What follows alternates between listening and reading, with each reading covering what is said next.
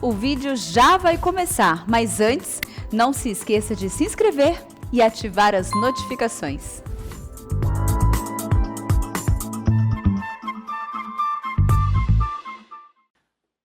Irmãos, vamos abrir a palavra de Deus na segunda carta de Paulo aos Tessalonicenses, capítulo 1. Segunda carta de Paulo aos Tessalonicenses, capítulo 1.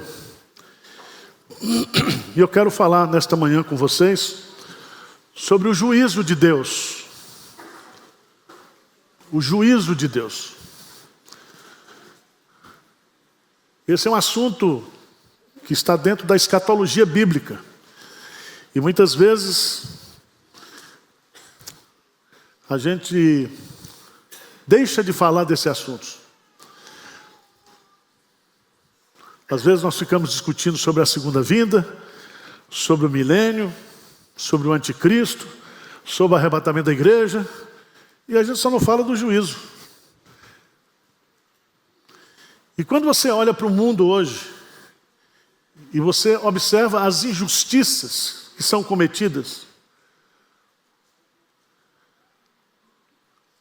a doutrina do juízo de Deus é uma doutrina que nos conforta, que nos anima. Amém? Então eu quero explicar isso para vocês. Nós já lemos aqui, texto de Gênesis capítulo 15, que o nosso Deus, Ele é o juiz de toda a terra. Toda a terra. Então vamos ler no texto. Paulo escrevendo a sua segunda carta aos Tessalonicenses. Ele escreveu essa carta provavelmente entre os anos 51 a 53. A igreja de Tessalônica foi a igreja que ele plantou. E aqueles irmãos tinham muitas dúvidas sobre essa questão da situação dos crentes depois que morrem. E na primeira carta ele explica isso. Mas na segunda carta ele vai retomar aqui essa questão do juízo. Porque outras perguntas foram feitas. Vamos lá. 2 Tessalonicenses 1, de 3 até o versículo 12. Diz assim: Irmãos, cumpre-nos dar sempre graças a Deus no tocante a vós outros, como é justo, pois a vossa fé cresce sobremaneira, e o vosso mútuo amor de um para com os outros, e vai aumentando, a tal ponto de nós mesmos nos gloriarmos de vós nas igrejas de Deus, à vista da vossa constância e fé, em todas as vossas perseguições e nas tribulações que suportais. Sinal evidente do reto juízo de Deus, para que sejais considerados dignos do reino de Deus, pelo qual, com efeito, estáis sofrendo. Se de fato é justo para com Deus que Ele dê em paga tribulação aos que vos atribulam, e a vós outros que sois atribulados, alívio juntamente conosco, quando do céu se manifestar o Senhor Jesus, com os anjos do seu poder, em chama de fogo, tomando vingança contra os que não conhecem a Deus e contra os que não obedecem ao Evangelho de nosso Senhor Jesus.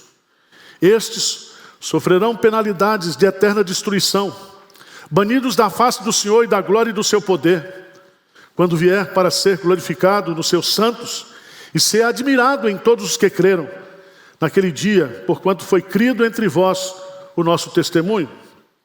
Por isso também não cessamos de orar por vós, para que o nosso Deus vos torne dignos da sua vocação e cumpra com poder todo o propósito de bondade e obra de fé, a fim de que o nome de nosso Senhor Jesus seja glorificado em vós e vós nele, segundo a graça de nosso Deus e do Senhor Jesus Cristo. Eu quero meditar com vocês com esse tema que está aí no versículo 5. O reto juízo de Deus. O reto juízo de Deus.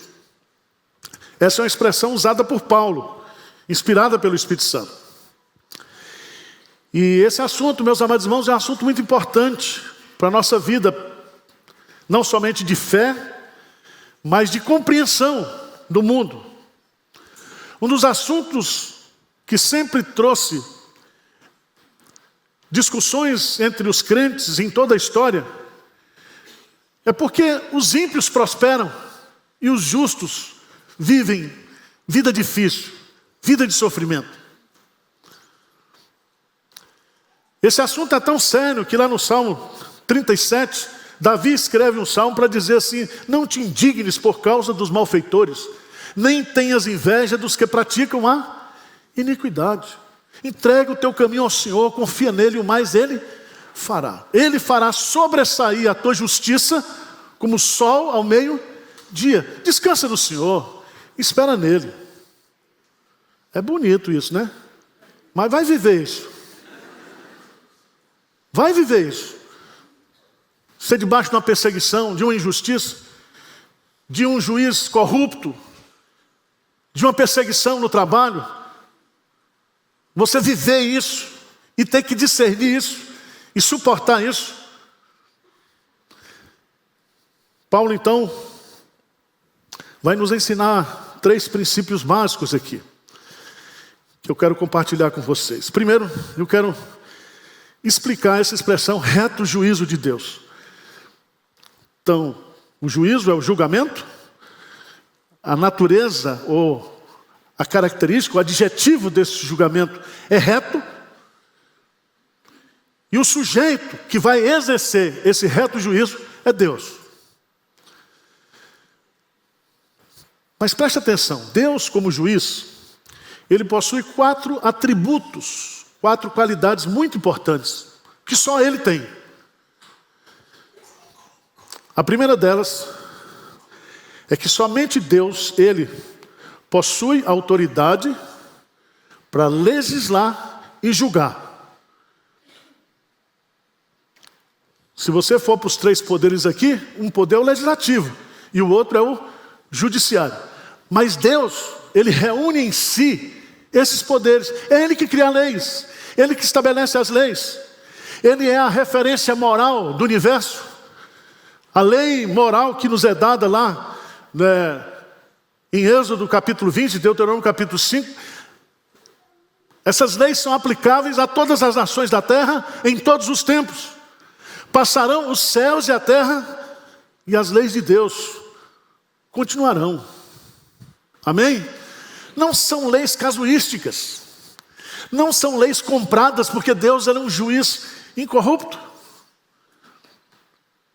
Não é algo negociado. E é tão interessante, porque o nosso Deus, ele como juiz, ele possui autoridade para legislar e julgar. Segundo, ele é justo e julga com justiça. Não há parcialidade, não há segundo interesse. Terceiro, ele é um justo juiz, porque ele é capaz de discernir a verdade. Ele sonda os corações, ele conhece os nossos pensamentos. Antes que uma palavra chegue à minha boca, ele já sabe tudo. Ele nos sonda, ele nos conhece profundamente. Ele sabe com quem está a verdade. Ele sabe a verdade sobre tudo e sobre todos. Mas em quarto lugar, além de possuir autoridade para legislar e julgar, além de julgar com justiça, além da sua capacidade de discernir a verdade do erro, ele é competente para executar a sentença. Está certo? Ele tem poder, ele tem autoridade, ele tem competência para fazer com que aquela lei ou aquela decisão se cumpra. Vocês sabem que há muitas leis que são legisladas nos países, nas nações, que essas leis não se cumprem. Mas Deus, quando estabelece uma lei e julga, ele executa a sentença. O apóstolo Paulo, quando vai descrever lá em Romanos capítulo 2, Paulo diz que o juízo de Deus, ele é inevitável. É inevitável. Não fique pensando que Deus tomará o culpado por inocente. Há alguns salmos, são 2 salmos, Salmo onde Deus exorta os juízes da terra para não serem parciais, não julgarem, sem que eles tenham a noção de que eles prestarão contas daquelas decisões que eles estão tomando. Eu falei com vocês aqui semana passada sobre o aborto.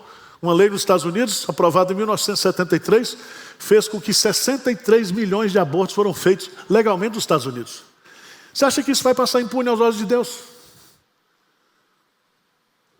63 milhões de abortos. E agora está todo mundo lá nos estados, são 50 estados das federações, país protestante, de origem protestante, abençoado por causa da fé dos pioneiros. Você acha que isso está impune aos olhos de Deus? Não está.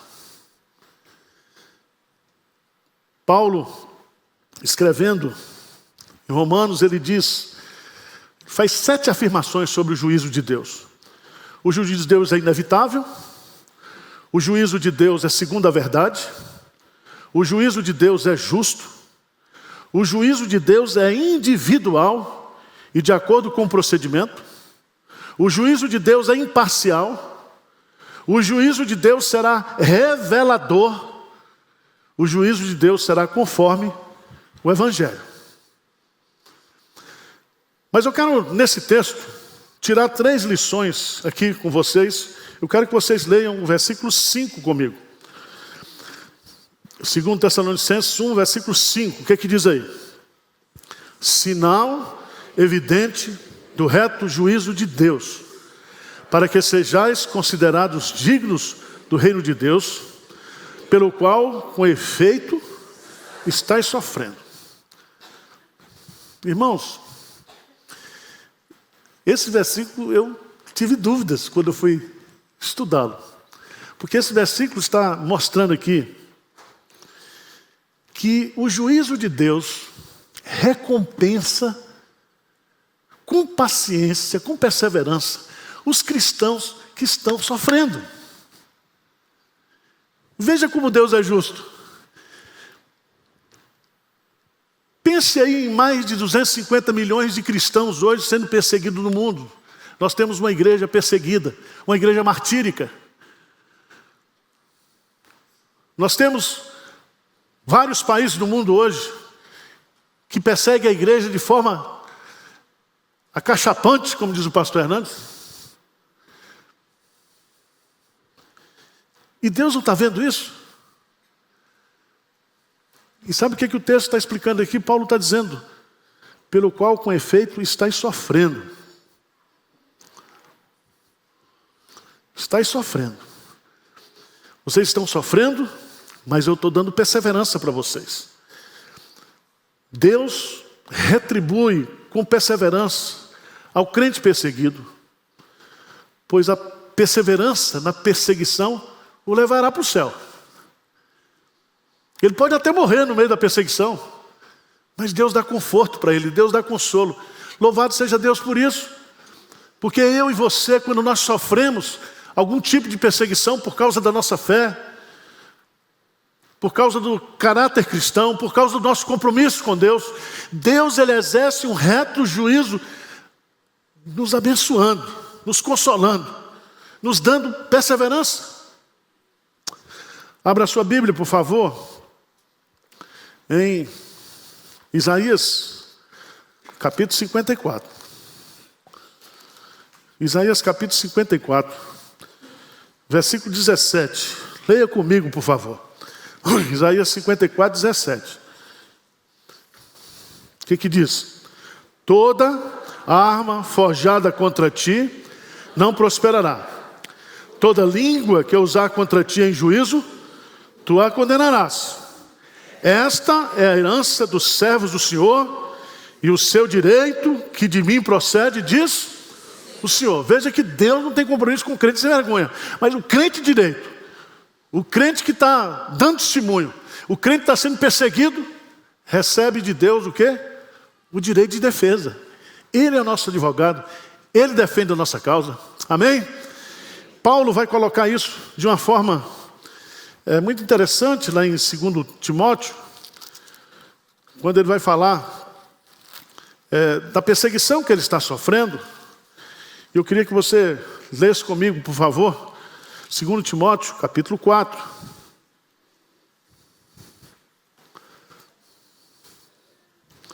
A partir do versículo 9, Paulo vai derramar seu coração. Mas no versículo 16, veja assim: na minha primeira defesa, ninguém foi ao meu favor, antes todos me abandonaram, que isso não lhe seja posto em conta. Mas veja no versículo 17, lê comigo. Mas o Senhor me assistiu e me revestiu de forças, para que por meu intermédio a pregação fosse plenamente cumprida, e todos os gentios a ouvissem, e fui libertado da boca do leão. O Senhor me livrará também de toda obra maligna, e me levará salvo para o seu reino celestial. A Ele glória pelos séculos dos séculos. Amém. Que coisa linda. Se você está sofrendo por Cristo, você é um bem-aventurado. Se você está sofrendo por causa da sua fé, você tem a bênção de Deus na sua vida. Deus não vai desamparar você. Deus fará com que você complete a sua carreira. Amém? Então anime o coração. Anime o coração. Quem já foi perseguido aqui por ser crente, levanta a mão. Na escola, no trabalho? Não. Mas ninguém aqui levou tapa, não. Por causa de Jesus, ainda não, né? O dia está chegando, tá? Segundo lugar, segunda lição que nós aprendemos, que Paulo quer nos ensinar. Em 2 Tessalonicenses, veja lá. O reto juiz de Deus recompensa com paciência e com perseverança os cristãos que estão sofrendo. Mas em segundo lugar, o justo juízo de Deus retribui com aflição aqueles que perseguem a igreja. Veja aí, por favor, no versículo 7. No versículo 6, desculpa. O que diz aí? Se de fato é justo para com Deus que Ele dê em paga tribulação aos que vos atribulam. Então preste atenção. Não mexa com crente. Não persiga a igreja de Deus. Não procure destruir a igreja. Porque Deus paga com tribulação. Para começar. Depois é com fogo mesmo, eterno. Se não se converter. Irmãos, Deus proíbe a gente de promover a vingança. Romanos 12 diz: não vos vingueis uns aos outros. É fácil para vocês? É fácil? Eu quero matar. Eu quero ir para cima. Dá o outro lado do rosto. Eu faço assim.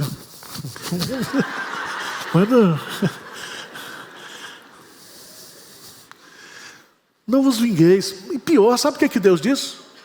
Orai pelos que vos perseguem. Eu oro, mas para Deus matar logo, para acabar. Mas ele diz: orai. Porque a vingança pertence a quem? A Deus. Quando você olha para o Brasil, para essas injustiças que estão sendo cometidas,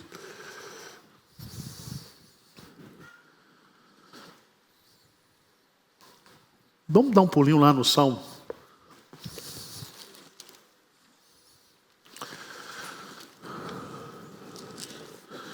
Vou ler com vocês o Salmo 80.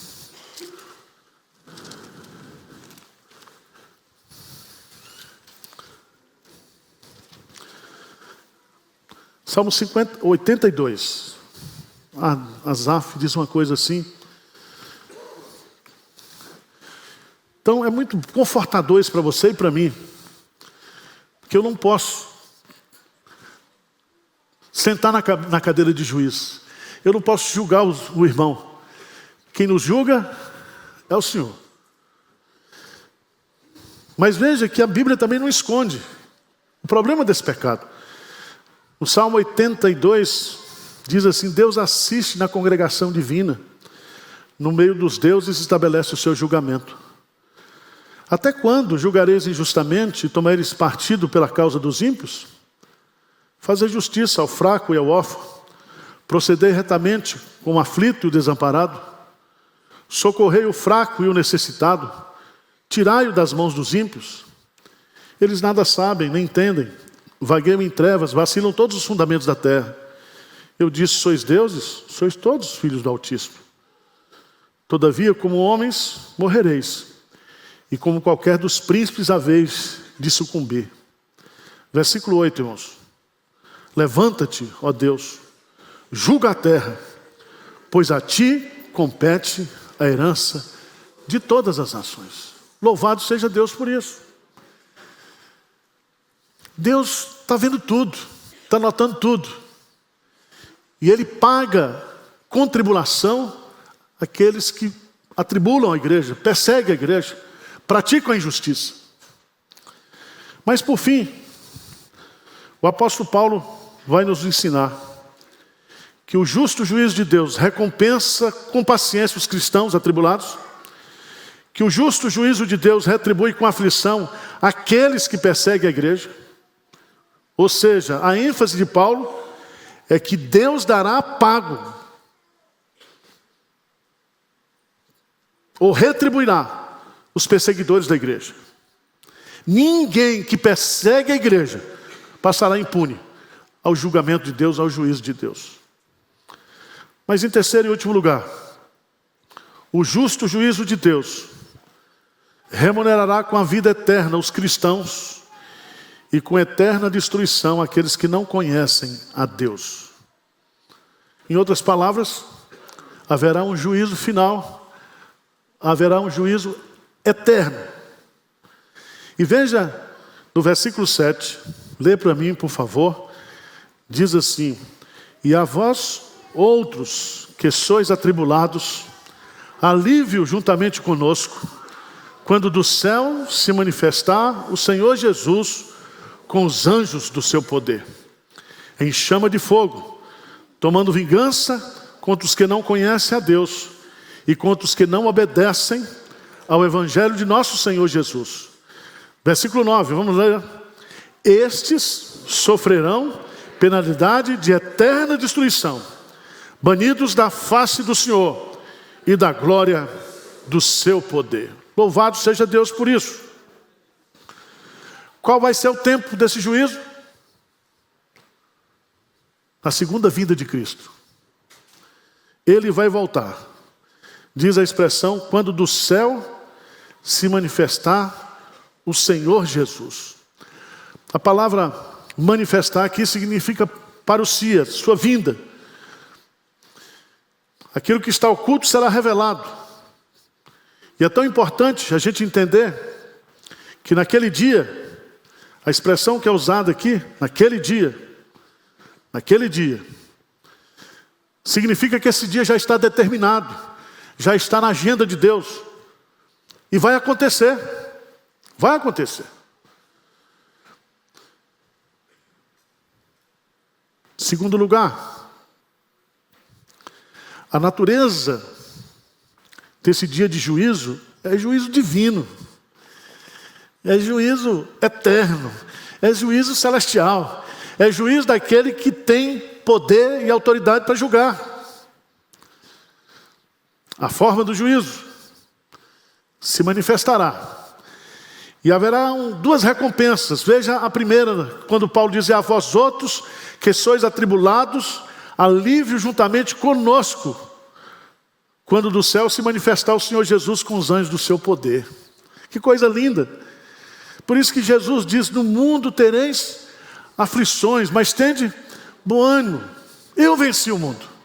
E nós vamos nos apropriar dessa vitória justamente na segunda vinda de Cristo. Nós teremos alívio definitivo, completo.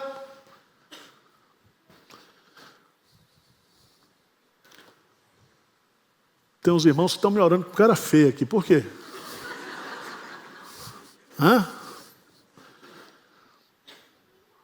Que é só sermão de amor, né? De consolo, de encorajamento. Mas a Bíblia diz isso.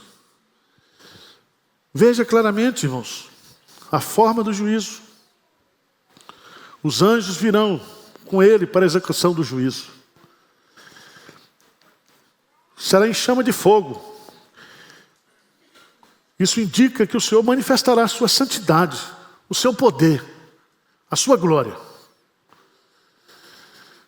Por isso que a gente não pode brincar com Deus, porque o nosso Deus, ele é fogo devorador. Por isso a gente não pode tomar decisões na vida contra pessoas, contra a igreja, contra Deus, sem nos lembrar que existe o julgamento. Que o mundo caminha dentro de um princípio de moralidade, de justiça, que Deus vai fazer. O salmista diz lá no Salmo que Deus se ira todo dia com as injustiças que ele vê na terra. Todos os dias Deus se ira. Nós gostamos daquele versículo que diz que as misericórdias do Senhor se renovam todo dia. Mas Deus também, quando ele contempla as injustiças do mundo, ele se ira, e a sua ira é justa. Porque é um repúdio com aquilo que é errado.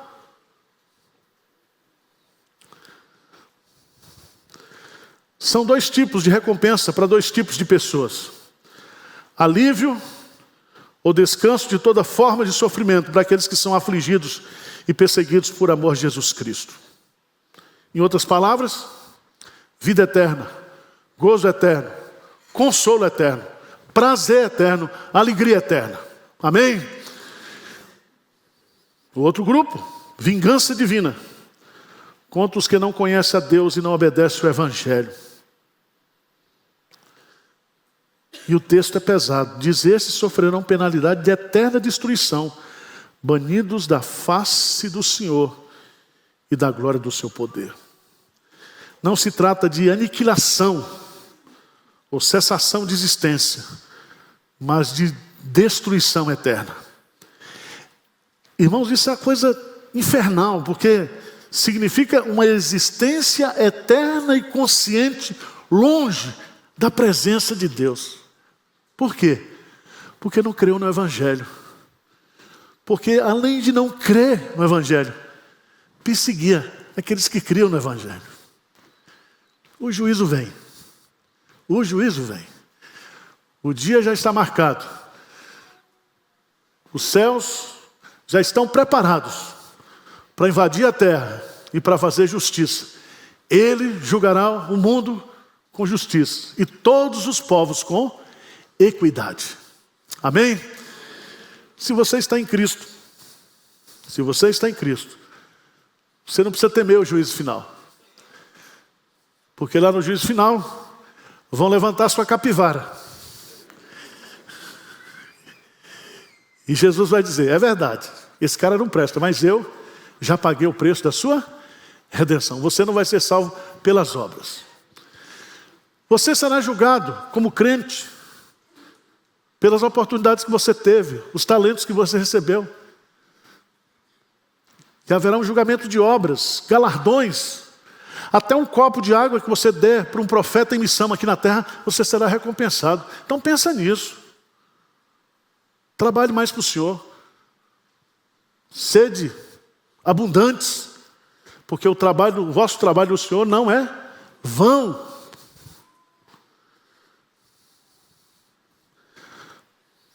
Mas pense também,